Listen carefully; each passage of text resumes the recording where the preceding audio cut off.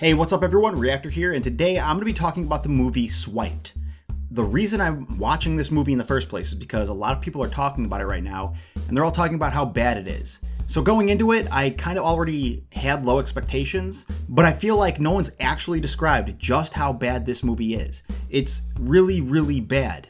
It's basically about a young Steve Jobs type guy who goes into business with a young Bill Gates type incel guy, and hell breaks loose because the incel isn't getting things he wants and stuff like that. The first thing I noticed is that the credits all say Anne Deborah Fishman, like a lot. All of the credits. In the beginning of the movie, it's just her name popping up one after another.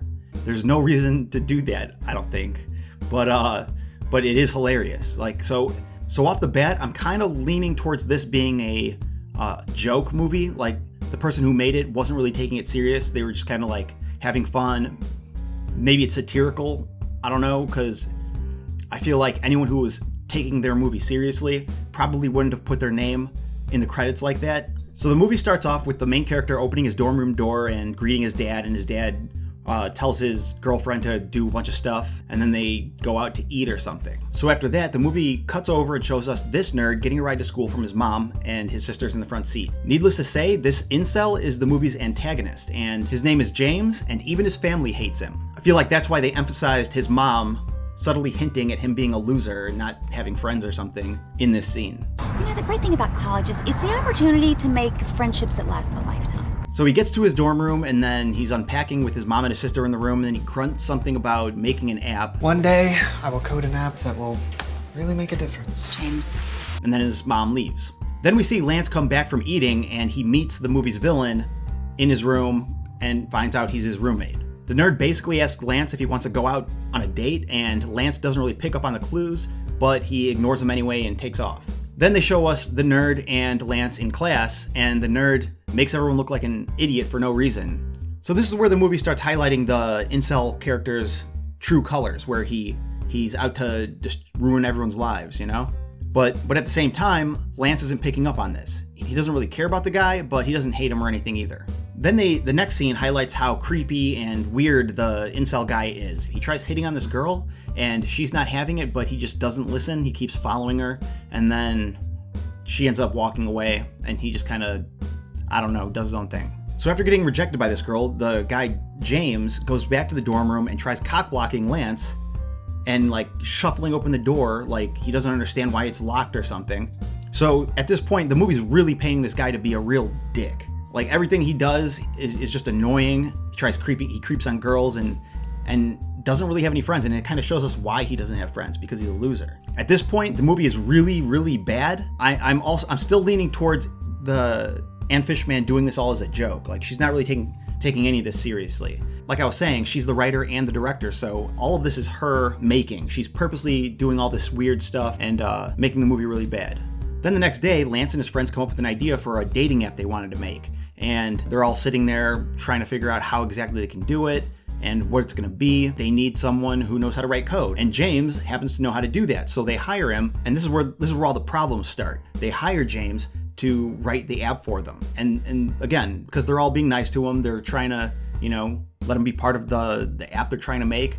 It's basically like Tinder, but if a guy matches with a female, the female has to meet up with them, and they're not allowed to get the guy's name, or the guy doesn't have to do anything for them or give them money or something. I feel like that's what they were telling us. Like, he doesn't have to spend money on her or anything. But when you think about it, that's weird, because all it really is the guys are deciding they're not going to spend money on women anymore, and it doesn't really have anything to do with the app. The app won't say you can't buy her an ice cream cone while you walk down the street. It's kind of weird. I don't really see how an app would control that type of thing.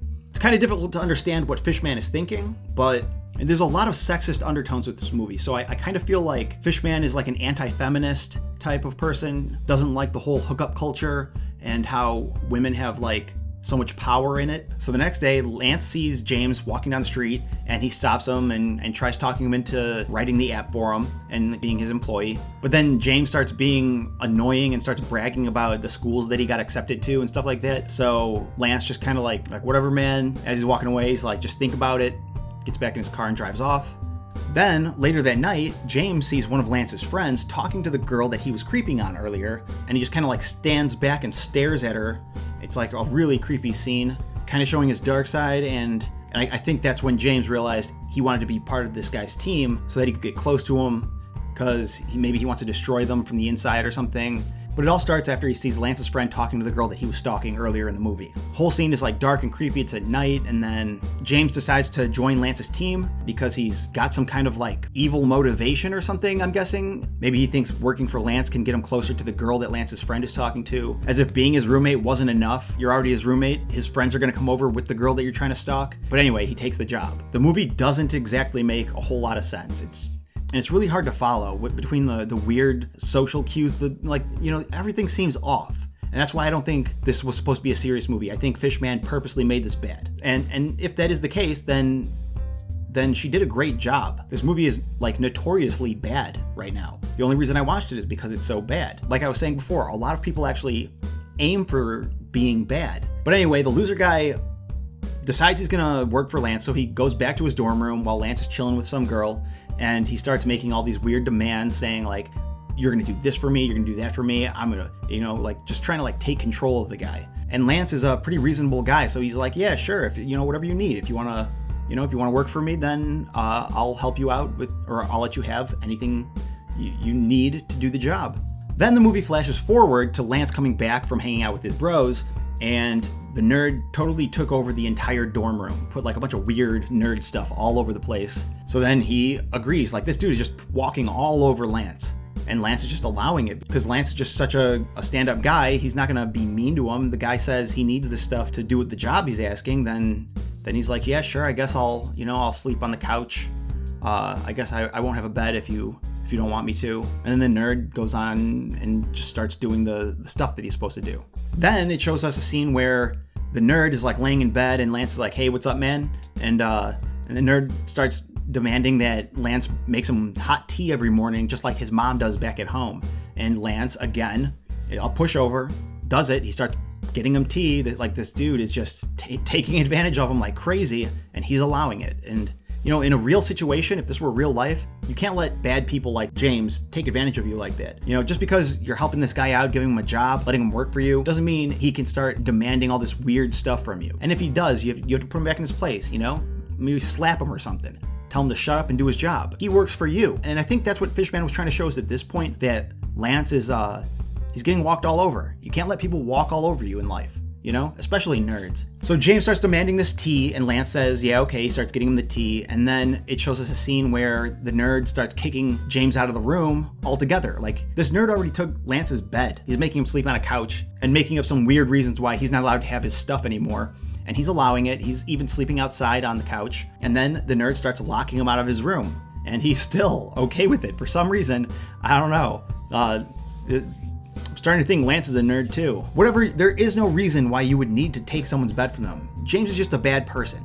That's what this is. James is just a bad person. Like, the bed is where they sleep. Put stuff up everywhere else, let them have their bed. Then they show us James has finished making the app, writing all the code for it and everything, and then Lance and his friends go out and start marketing the app. So Lance is one of the more popular kids, so he's able to get these people to like the app and take the app, and the app starts doing well, and everyone seems to love it. They're all shaking his hand and telling him how awesome his app is, and things are really going great for Lance at this point. Then they show us a scene where boomers are getting in on the app, talking about how great it is and stuff like that. And then for some reason they're all happy about that. Like, I don't know, if I had a dating app, I guess I wouldn't really care if boomers were using my app, because it's not like the old people are going to be hitting on the young people.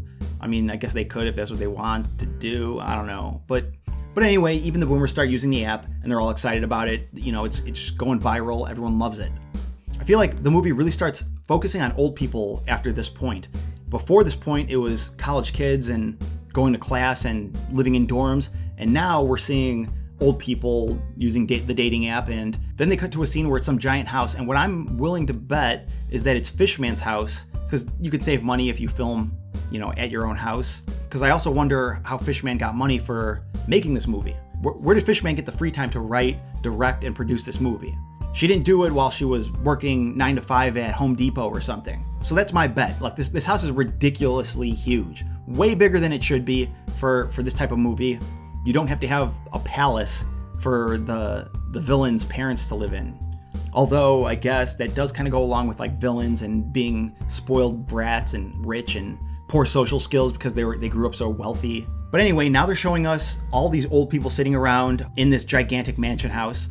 And I don't know what the point of this is, but James starts handing all the old people surveys, asking them all kinds of questions about sex. The old people start talking about getting banged and stuff for a little while, and then James realizes his mom isn't in the room answering these questions, and he goes and looks for her. At this point, the movie doesn't really explain why James wants to hear all these stories about old people banging and stuff, let alone why he wanted his mom to answer these questions. So anyways, at this point, the old people are talking about all the weird, gross stuff they do together, and then James leaves the room to look for his mom. And this is where the movie gets really weird, because it turns out his mom is hiding in the other room by herself, using the app that he made for Lance to look for children. And I don't understand why. Like, I'm not making this up. His mom was straight up swiping little kids. Like this kid's like 11 years old or something. No idea what's going on here. I don't know why they had to take it this far. And this is another thing that makes me think that like this movie's a joke, that this movie has to be a joke. Because the only thing I can think of is that if Fishman was serious about this scene where the mom is trying to hook up with an 11-year-old kid, then that's just weird. That's just really weird. And Fishman's gross, like for real. Fishman wrote, directed, and produced this movie. So don't tell me that Fishman didn't know that she was putting an 11-year-old kid on the mom's app. You know, you don't find 11-year-old kids in dating apps. That's not a thing. So I think this is where Fishman's trying to hint that this isn't just a normal dating app. You know, like she's trying to tell us like this is this is way worse than just an app for being mean to women. So after that, I don't know if it's because James, the main character, realizes his mom is trying to meet up with children. You know, like maybe Fishman was just trying to put that in as a joke because she thinks 11-year-olds on dating apps is somehow funny. I personally don't. So I feel like the only saving grace that Fishman has at this point for this movie is that this movie is bad on purpose. There's no other explanation. There's no way that she would have hinted at this old woman meeting up with 11-year-olds if this movie was serious. So anyway, after James finds out his mom is on this dating app, he goes and takes the app offline. Like I was saying before, I don't know if it's because he knows his mom was trying to creep on kids or if he just doesn't like that she's, on a dating app. But he takes it offline and then she starts freaking out and everyone starts freaking out. Like, what's going on? Then they cut to the scene of Lance, showing his app to people and realizing that something's going wrong. Like the app's not working now. Then his mom walks in and says something like, "Can you help me make my phone work or something? I can't get this dating app to work." And then she says something like, "Oh, whatever, I'll just use a different dating app." So then James decides to hack the world dating app mainframe and take all of them down. Then it shows Lance realizing that his app is down and all of the apps are down. So if I were Lance at that point, I'd be like, okay, maybe it's not ours. All of them are down. It's not even possible for all of them to go down at the same time. So obviously it's not something to do with your app being bad. It's just like maybe the internet's down or something. So then it's like the next morning, Lance goes back to the dorm to ask the nerd guy what's going on, and he catches the nerd guy stealing a bunch of stuff from the dorm room and jumping out the window. So Lance doesn't really chase him from here because he doesn't care to jump out a window, I guess. But James runs into the girl he was stalking earlier and somehow convinces her to let him stay at her sorority house. This is really close to the end of the movie at this point. After James goes and stays and he talks to the girls and they allow him to live there. So right now, James is hiding at the sorority house and Lance is freaking out because he just built this hugely popular app and everything's falling apart. And then suddenly Lance wakes up in bed next to his girlfriend. So the twist, if that's what you want to call it, is that this was all a dream. It was all a dream that Lance was having, and this nerd was just a manifestation of his fears in dream form. So Lance wakes up freaking out at first, but then calms down. He's like, oh my God, some nerd was trying to destroy my life. And then it just kind of shows him walking to school with his girlfriend, talking about getting married. Yeah, it's a really weird movie, really bad. Nothing really makes sense in this movie. There's just so many weird things. That's why I really think this movie was made as a joke. There's no way that the Fishman did this all seriously. I've seen a lot of movies that tried being bad, but none of them have gone the lengths that this one has gone to. This one is above and beyond bad acting. They even got actors to play roles in the movie that are known for being in bad movies. It's just everything's there. Everything's there and everything ties together. In the end, it's when you notice that it was all a dream. Right then it's okay, this is on purpose. There's no way. But yeah, 10 out of 10. I think this was a good movie, considering that it's meant to be a bad movie. Like it, like the whole marketing scheme of it was let's make a bad movie. You make a bad movie and people are gonna be like, no way, it can't be that bad. Look at me. I came in here. They didn't fool me. I'm on to them. I know that they're doing it on purpose. I don't suggest watching it. I just kind of like told you the whole movie, so there's not really a reason. It's just kind of bad on purpose. If you like those kind of things, or maybe you want to make your own bad movie, this is a great movie to take hints from. Look at what they're doing. Personally, I think the 11-year-old in the dating app was a little bit too far. It's kind of it's an edgy joke, but I wouldn't have done that. I think they went too far. Kind of creepy. And some people don't realize that this movie's bad on purpose, so they're not going to understand that Fishman wasn't legitimately trying to put, an 11-year-old hooking up with a 50-year-old woman. And that could probably backfire on her. The easiest way to tell if this was bad on purpose is if Fishman's next movie is better than this one. If it's better, then you know that, yeah, she was doing this on purpose. If it's the same, if it's just as bad, then maybe it's like, no, she's like a little bit, maybe not all there. But she's got the money to make these movies, and maybe her husband wants her off his back, so he's just kind of like saying, like, yeah, here, take $200,000, take $1 million and go do something. You're being annoying. But yeah, so yeah, that's about it. I suggest it if you want to see a bad movie. I don't suggest it if you want to see a good movie.